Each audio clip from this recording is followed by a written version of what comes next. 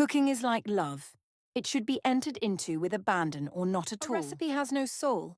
You, as the cook, must bring soul to the recipe. Cooking is like painting or writing a song.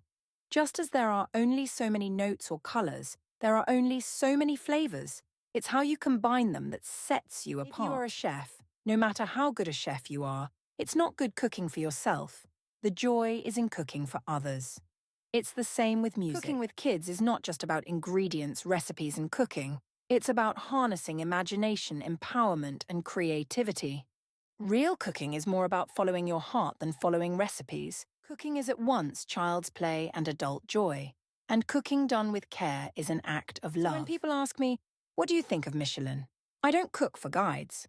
I cook for customers. Cooking is not difficult. Everyone has taste, even if they don't realize it.